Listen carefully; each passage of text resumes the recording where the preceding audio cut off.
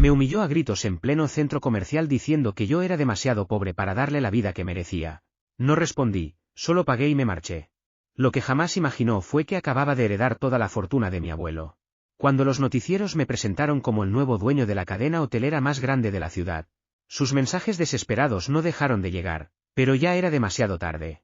Tengo 32 años, y hasta hace poco estaba convencido de que tenía una relación estable con mi novia, Samantha, de 29. Estuvimos juntos por más de 2 años y medio. Durante la mayor parte de ese tiempo pensé que íbamos bien, era divertida, inteligente y ambiciosa. Nos conocimos en la fiesta de inauguración del departamento de un amigo. Ella se quejaba de su trabajo en marketing y yo le hice un chiste sobre lo difícil que era tratar con huéspedes de hotel a las 3 de la madrugada. Esa broma abrió la puerta a una conversación entera sobre experiencias laborales. Y desde ese momento conectamos. Yo trabajaba en gestión hotelera. Llevaba unos 8 años en el rubro. Empecé como recepcionista en un hotel de gama media en el centro y con esfuerzo, fui ascendiendo hasta convertirme en subgerente. No era glamoroso, lidiar con bodas descontroladas o tuberías rotas nunca lo es, pero a mí me gustaba. Resolver problemas y garantizar que los clientes tuvieran una buena estadía, incluso cuando eran insoportables, me resultaba satisfactorio. El sueldo no me hacía millonario, pero me alcanzaba para un departamento propio, un coche confiable y algo de ahorros. Nada lujoso, pero suficiente para vivir tranquilo. Mis días empezaban a las 7 de la mañana, atendiendo salidas tempranas, coordinando con limpieza, revisando turnos y solucionando los líos de la noche anterior.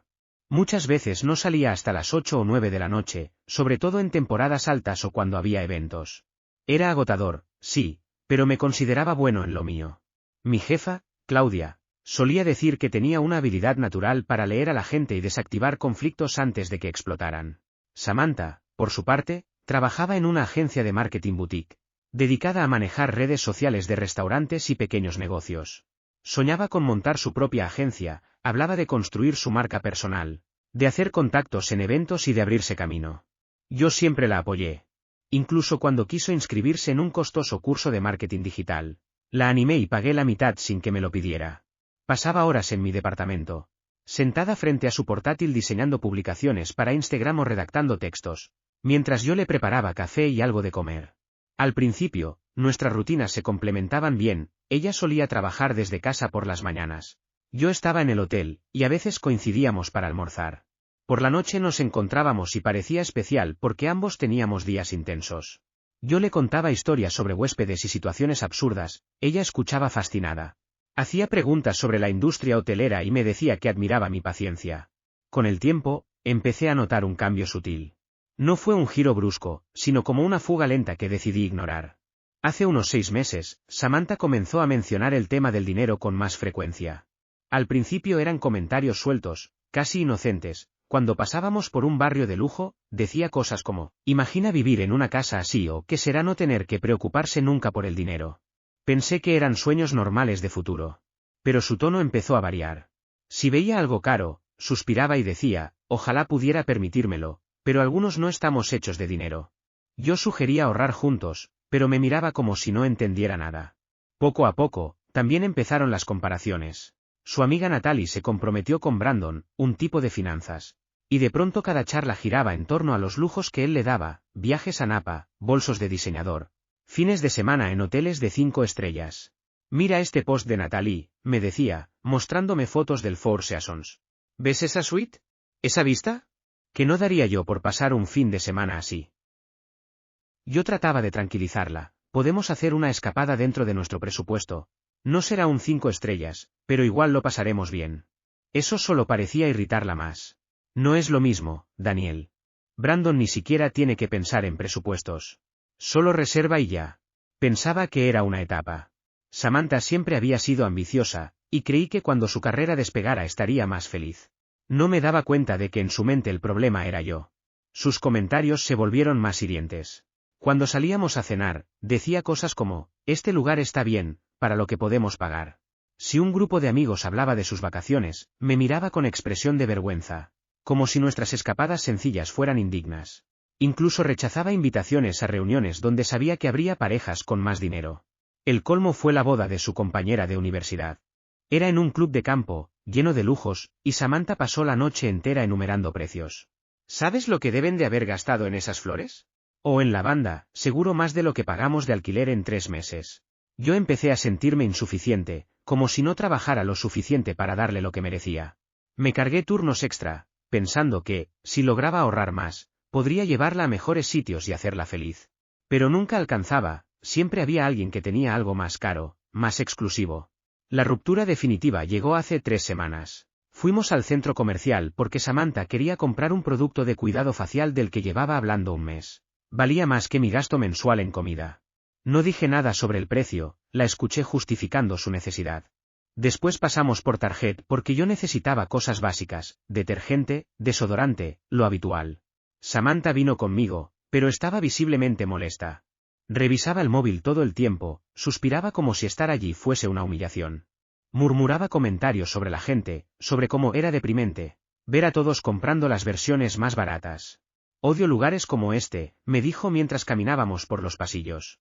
Es tan triste, toda esta gente conformándose con lo más barato. Yo no respondí. ¿Qué podía decirle? ¿Que yo era parte de esa gente? ¿Que compraba la marca blanca porque funcionaba igual que la cara? Cogimos lo que necesitaba y nos dirigimos a la caja. La fila era normal, nada excesivo, pero Samantha ya estaba perdiendo la paciencia. Ella estaba con el teléfono en la mano, pasando una y otra vez por Instagram. Como si cada publicación fuera un recordatorio cruel de lo que sentía que le faltaba. Se inclinaba hacia mí con un gesto de fastidio y decía cosas como, «Mira, Sara se fue de vacaciones a Bali. ¿Te imaginas?» Y luego soltaba un suspiro pesado. En la siguiente foto se detuvo un poco más y me mostró la pantalla con cierto dramatismo. ¿Sabías que Jaque acaba de comprarse un Tesla? No era solo curiosidad, podía notar en su voz un tono ácido. Como si el éxito de los demás fuese un insulto directo a su vida conmigo. Mientras más deslizaba el dedo en la pantalla, más se crispaban sus gestos. Como si el mundo entero conspirara para hacerle ver que estaba atrasada en comparación con los demás. Avanzamos lentamente en la fila del supermercado. Y cuando por fin llegamos a la caja comencé a poner los artículos sobre la cinta transportadora. Detergente para la ropa, desodorante, un par de paquetes de galletas, algunos snacks, una caja de jugo y un paquete de camisetas blancas sencillas. Nada de lujos, nada extraordinario. Lo normal, lo que cualquiera compraría en una salida rápida para reponer lo básico de la semana. La cajera, una chica adolescente con uniforme rojo desteñido, tenía la mirada perdida. Como si deseara estar en cualquier otro lugar menos allí. Escaneaba los productos mecánicamente. Y en su rostro se notaba el aburrimiento propio de alguien que cuenta los minutos para terminar el turno. El total fue de $43 y unos centavos. Yo, sin pensarlo demasiado, saqué mi billetera y tomé 2 billetes de 20 y uno de 5. Siempre había sido de manejar efectivo. Era algo que me inculcó mi padre, Antonio, desde pequeño, cuando pagas con billetes, sientes realmente lo que gastas. Te obliga a ser consciente. Y lo cierto es que ese hábito me había ayudado a mantenerme organizado durante años. Sin deudas absurdas ni gastos innecesarios. Fue justo entonces cuando Samantha explotó. No hubo aviso, no hubo pausa. De pronto levantó la voz y soltó con una teatralidad inesperada. ¿En serio vas a pagar en efectivo? Parece que fueras un delincuente. Lo dijo tan alto que varias cabezas se giraron hacia nosotros. Yo me quedé quieto, sin comprender la magnitud de lo que acababa de soltar. Y ella, sin detenerse, remató. Dios, Daniel, qué vergüenza. La gente normal usa tarjeta de crédito. Intenté mantener la calma. ¿Qué tiene de malo el efectivo? Es dinero. Pero esa simple pregunta fue como encender gasolina. Samantha subió aún más el tono, y la cajera comenzó a mirarnos nerviosa, sus ojos saltando de un lado a otro como si temiera que aquello pasara a mayores. ¿Qué tiene de malo? Repitió casi gritando. Lo malo es que tienes 32 años y sigues viviendo de sueldo en sueldo. Pagando con billetes arrugados, como si fueras a usar cupones de asistencia. ¿Tienes idea de lo humillante que es para mí? La atmósfera cambió de inmediato. Varias personas en la fila ya no se escondían para mirar. Una mujer sacó su teléfono y comenzó a grabar, convencida de que estaba a punto de presenciar una escena viral. 2 adolescentes se reían y cuchicheaban mientras señalaban hacia nosotros. Un anciano, con gesto severo, negaba con la cabeza, aunque nunca supe si su desaprobación iba dirigida hacia mí o hacia ella. Sentí como me ardía la cara. La vergüenza era sofocante, pero me obligué a mantener la voz firme. Samantha, hablemos afuera. Ella no cedió. Al contrario, pareció encontrar un escenario perfecto. Se acercó un paso más, su rostro tenso, y gritó con mayor dramatismo. No, Daniel. No vamos a hablar afuera porque este es el problema. Siempre ha sido el problema. Eres demasiado pobre para mantenerme feliz. Merezco algo mejor. El silencio se apoderó del lugar. Solo se escuchaba su voz, dura, cortante, resonando por todo el supermercado. Incluso la música ambiental parecía haberse desvanecido. Necesito un hombre que me cuide como corresponde, no alguien que ahorra cupones y conduce un Honda Civic viejo.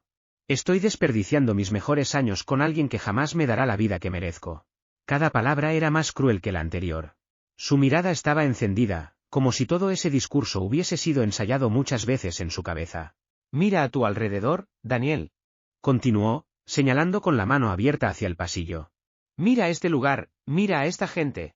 Este es tu nivel, este es el mundo en el que te conformas.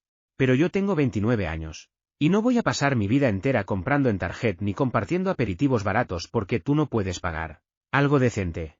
La cajera seguía inmóvil con mi cambio en la mano, sin decidir si entregármelo o esperar a que yo dijera algo. Samantha me observaba con el pecho agitado, esperando que reaccionara, que gritara, que suplicara. Quería un espectáculo digno de la obra que estaba montando. En cambio, tomé el cambio con calma, agarré mi bolsa y le dije a la cajera en voz baja pero firme, gracias. Y caminé hacia la salida. Samantha me siguió un par de pasos, todavía alzando la voz. ¿Eso es todo lo que vas a decir? Esto es lo que digo, Daniel. Ni siquiera luchas por mí, no luchas por nosotros. Aceptas ser mediocre. Aceptas ser un fracasado. No respondí. Crucé el pasillo, llegué al estacionamiento, subí a mi coche y arranqué. Pude escucharla gritar mi nombre, cada vez con más desesperación, pero no volteé.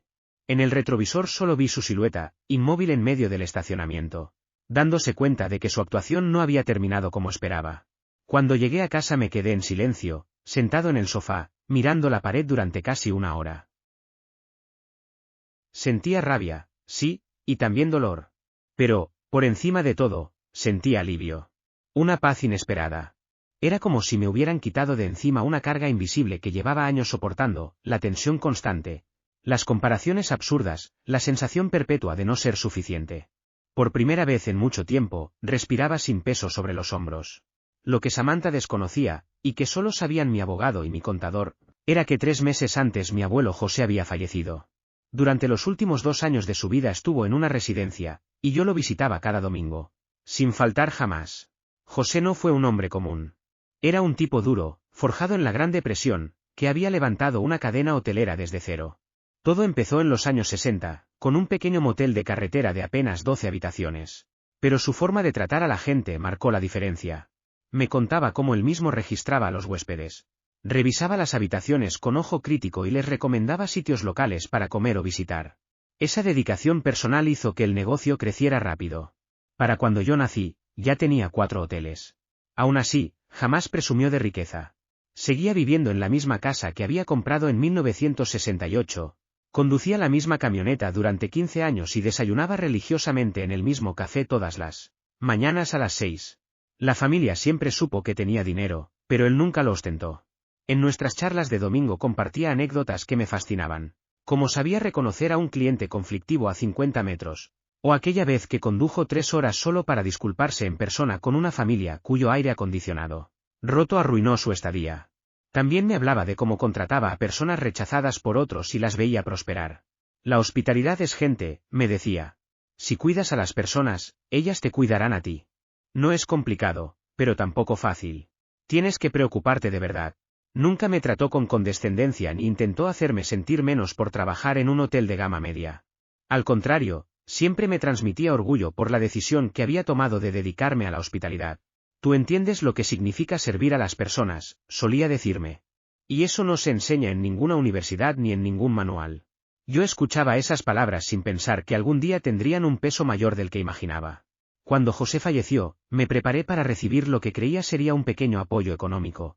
Tal vez lo suficiente para cubrir parte de los gastos de su funeral o, con suerte, para avanzar en el pago de mis préstamos estudiantiles. Nunca pasó por mi cabeza la idea de que mi vida podía dar un giro radical. La familia entera se reunió en la oficina del abogado. El ambiente era tenso, estaban mis tíos, mis tías, algunos primos que apenas recordaba y otros que veía por primera vez en años. Todos comentaban en voz baja qué sucedería con los hoteles que José había levantado con medio siglo de esfuerzo. Algunos apostaban que se venderían, otros imaginaban que se repartirían en partes iguales. Yo estaba tranquilo, sin expectativas reales. La sorpresa fue monumental, José me lo dejó todo. 12 hoteles distribuidos en 3 estados, además de 2 proyectos en construcción. La cifra, según explicó Ricardo López, el abogado, superaba los 47 millones de dólares. No podía procesar el número, tuvo que repetírmelo 3 veces.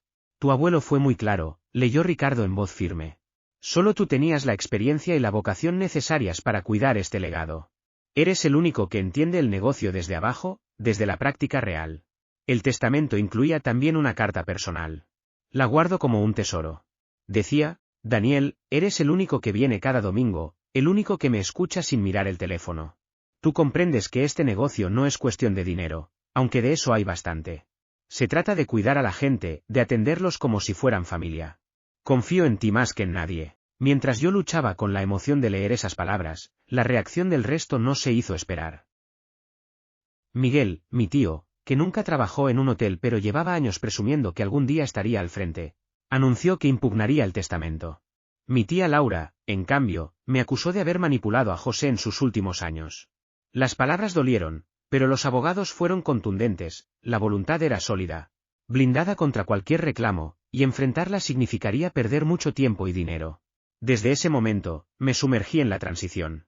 Pasaba los días aprendiendo a leer balances, asistiendo a reuniones con administradores de propiedades y consultando con especialistas en impuestos y finanzas. Descubrí que la magnitud del negocio era mucho más compleja de lo que imaginaba cuando solo trabajaba como asistente de gerencia. Los hoteles tenían prestigio, estaban bien gestionados y contaban con personal comprometido. Cada empleado demostraba un nivel de profesionalismo que explicaba por qué el grupo se había ganado tanto respeto en el sector. El plan era claro, en abril, cuando todos los documentos legales estuvieran finalizados, se anunciaría oficialmente que yo era el nuevo director general. Había que preparar un comunicado de prensa, organizar entrevistas con medios especializados y, sobre todo, garantizar que la transición no afectara a los clientes. Entre reuniones, revisiones de contratos y recorridos por las propiedades, mis días se llenaban por completo. Durante todo este tiempo no le mencioné nada a Samantha. No era un secreto, simplemente quería esperar a que todo estuviera asegurado. En el fondo, también tenía un motivo más íntimo. Deseaba comprobar si realmente me quería por quien soy y no por lo que podía ofrecerle en términos económicos. Había escuchado demasiadas historias de parejas que cambiaban por completo al descubrir una herencia. La prueba llegó sola, sin que yo la buscara. Aquella discusión en el centro comercial dejó las cosas claras, pero su reacción posterior terminó de confirmarlo todo. El lunes siguiente, Samantha me escribió, tenemos que hablar. Estaba alterada y dije cosas que no sentía, ¿puedes venir esta noche? Ignoré el mensaje. El martes insistió, Daniel, sé que lees mis mensajes. Perdóname por lo de ayer. Fue un mal día y descargué mi frustración contigo. No es justo. El miércoles, el tono cambió por completo. ¿De verdad me vas a ignorar así? Esto es absurdo. Llevamos más de 2 años juntos. No puedes desaparecer por una sola pelea. Finalmente, el jueves, decidí contestar. Se acabó, Samantha. Lo que dijiste en el centro comercial no fue un simple arrebato. Refleja lo que piensas en realidad, y eso me dice todo lo que necesito saber. La respuesta llegó en segundos. ¿Me dejas por mensaje? Después de 2 años y medio vas a tirar todo lo que construimos porque fui honesta al decir que quiero más en la vida. Eres patético. Ahí lo comprendí. Incluso en sus disculpas no había un ápice de autocrítica. Para ella, humillarme en público era apenas una confesión de deseos, como si sus palabras hubieran sido un discurso de motivación. No contesté más. La bloqueé en el teléfono, la eliminé de redes sociales y borré todas nuestras fotos. Fue doloroso en el instante, como arrancar una venda, pero después solo quedó una sensación de alivio y libertad. Las semanas que siguieron fueron un torbellino. El negocio absorbía cada minuto de mi tiempo. Me reunía con arquitectos para discutir diseños de los nuevos proyectos, revisaba informes de gastos, analizaba presupuestos y viajaba a distintos hoteles para conocer a los equipos en persona. El proyecto de Portland, por ejemplo, era una inversión de $20 millones y estaba lleno de desafíos relacionados con las leyes locales, de urbanismo y el cuidado ambiental. Cada hotel tenía su propio carácter, el principal, ubicado en el centro de la ciudad. Era un edificio histórico de los años 20, restaurado con detalle para conservar su esencia. Otros eran modernos, pensados para ejecutivos y convenciones. Incluso los moteles de carretera, sencillos y accesibles, se mantenían impecables, lo que los hacía atractivos para familias y viajeros con presupuesto ajustado. Pedí una licencia en mi antiguo trabajo. No mentí, expliqué que debía atender asuntos familiares. Claudia, mi jefa, lo comprendió de inmediato. Si necesitas una recomendación o simplemente hablar, llámame. Fuiste uno de los mejores gerentes que tuvimos, me dijo con sinceridad. La fecha del anuncio oficial se fijó para la primera semana de abril. El equipo de relaciones públicas diseñó todo el plan, conferencia de prensa, entrevistas y una narrativa que resaltaba el relevo generacional en un grupo hotelero histórico. El titular que proponían era contundente: una nueva generación toma las riendas de un legado de 50 años. Sonaba más épico de lo que me sentía.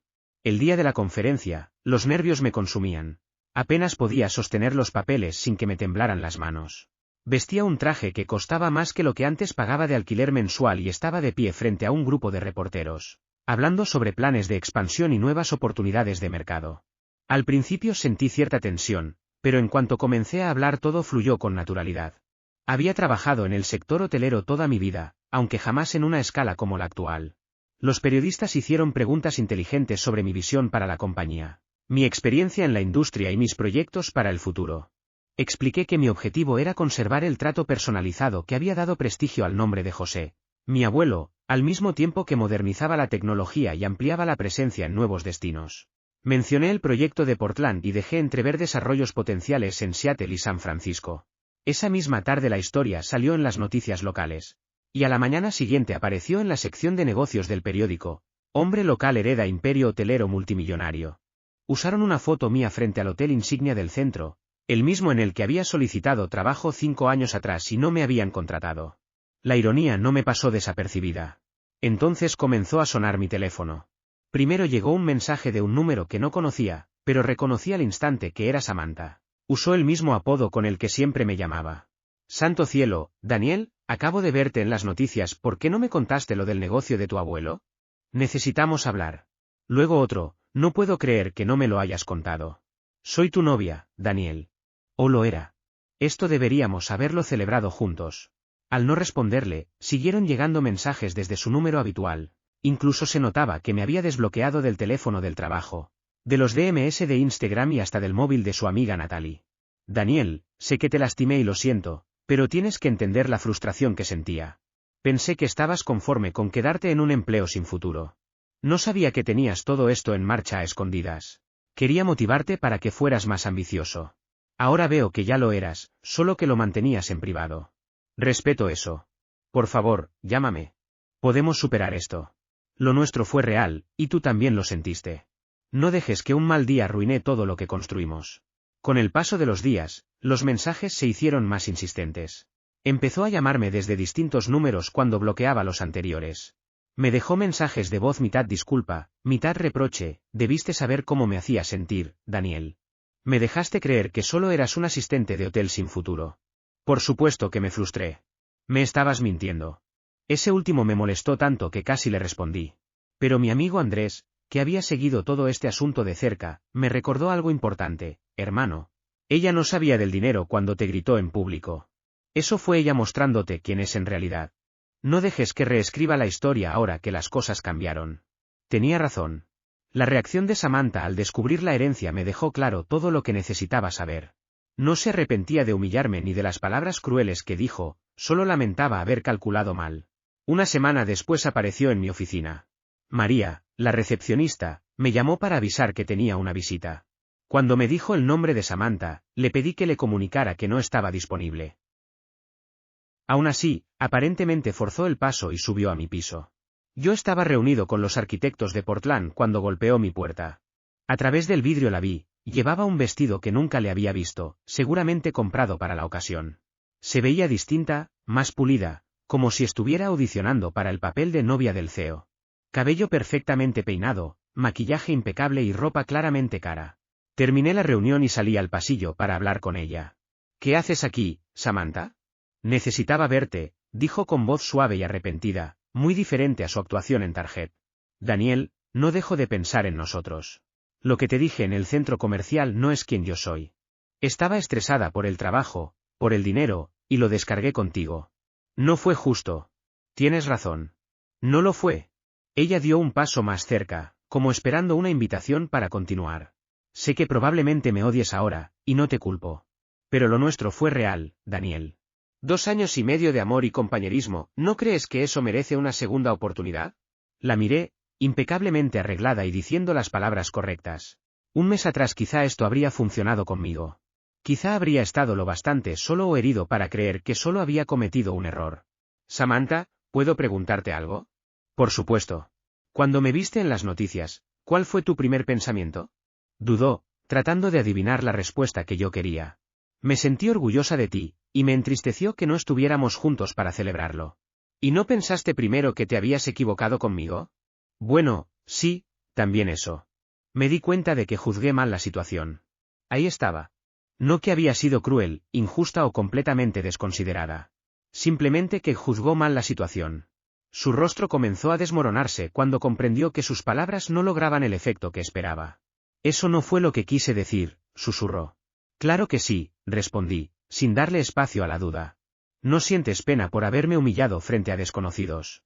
No te arrepientes de llamarme patético ni de afirmar que yo era demasiado pobre para hacerte feliz.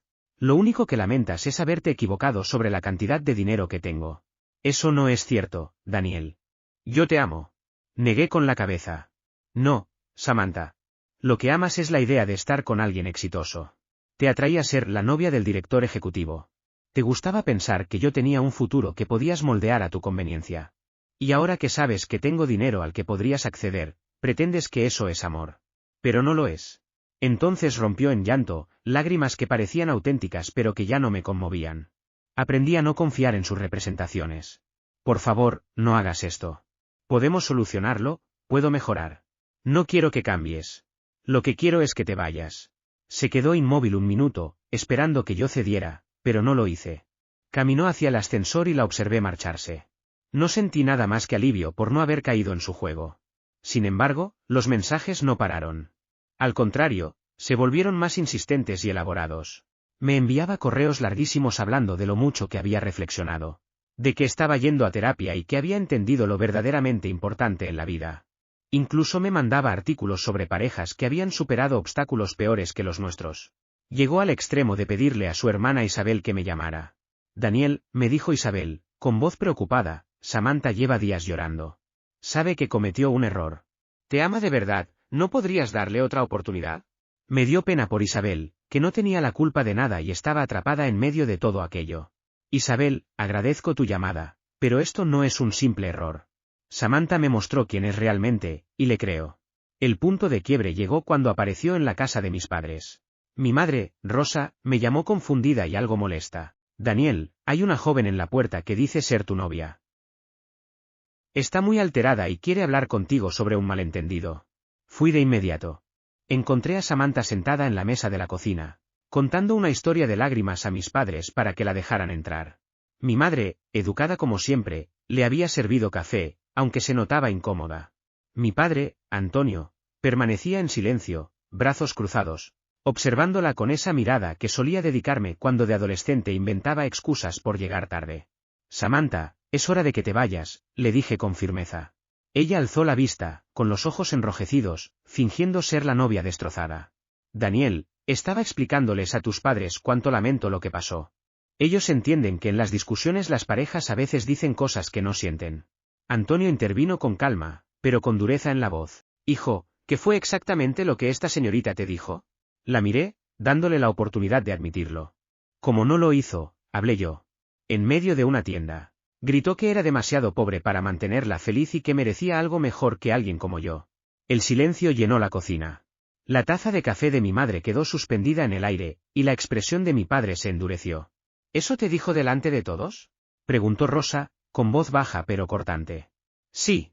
Frente a unas 50 personas. Samantha intervino rápido, con nuevas lágrimas. Estaba pasando un mal día. Dije cosas que no sentía. Me frustré porque pensé que Daniel no era lo suficientemente ambicioso. No sabía lo de su familia ni de sus recursos. ¿Quieres decir que, si hubieras sabido que tenía dinero, no lo hubieras tratado así? La interrumpió mi padre. Samantha quedó atrapada. No, no fue lo que quise decir. ¿Entonces qué? Añadió mi madre, con un tono gélido que rara vez usaba. Samantha entendió que no tenía defensores. Cometí un error. Todos cometemos errores. Algunos no se pueden reparar, respondió Antonio, mirando hacia mí. Hijo, creo que es momento de que tu amiga se marche.